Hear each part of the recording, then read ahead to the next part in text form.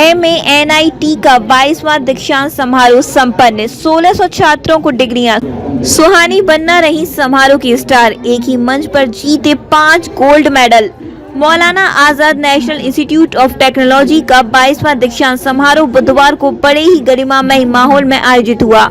समारोह में कुल 1600 छात्रों को उपाधियां प्रदान की गईं। संस्थान ने इस वर्ष उत्कृष्ट शैक्षणिक उपलब्धियों के आधार पर 12 छात्रों को गोल्ड मेडल और 6 छात्रों को स्पॉन्सर्ड गोल्ड मेडल देकर सम्मानित किया। लेकिन पूरे समारोह में सबसे अधिक चर्चा में रही सुहानी बन्ना, जिन्हें एक साथ 5 गोल्ड मेडल प्रदान किए गए। सुहानी को overall meritorious girl students, CS branch topper, first year topper girls और सेकेंड ईयर टॉपर गर्ल्स जैसे खिताबों पर गोल्ड मेडल मिले।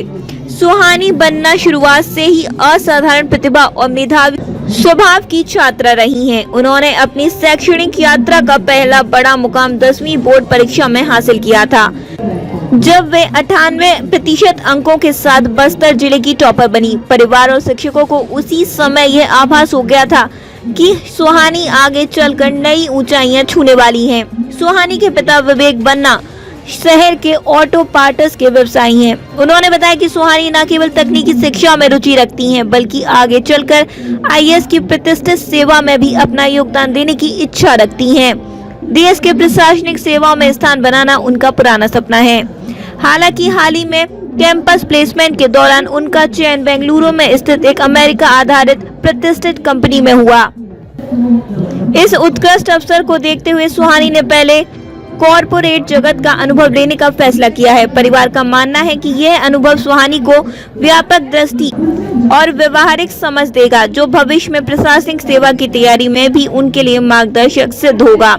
सुहानी ने बातचीत में बताया कि उनका कैंपस प्लेसमेंट बेंगलुरु स्थित टेक्सास कंपनी में 38.5 लाख रुपए के पैकेज पर हुआ है। उन्होंने मेजर प्रोजेक्ट के रूप में एक अत्याधुनिक इमेज कैप्शनिंग मॉडल तैयार किया है, जो मशीन लर्निंग का उपयोग कर किसी भी इमेज को देखकर उनका कैप्शन स्वचालित रूप से जनरेट कर सकता है।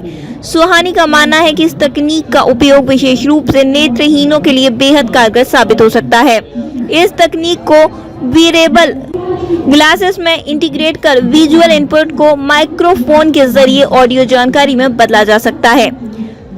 MANIT के इस दीक्षांत समारोह में एक बार फिर दिखाया कि देश की तकनीकी संस्थाओं में प्रतिभा की कोई कमी नहीं है और नई पीढ़ी नवाचार में लगातार नए आयाम स्थापित कर रही है।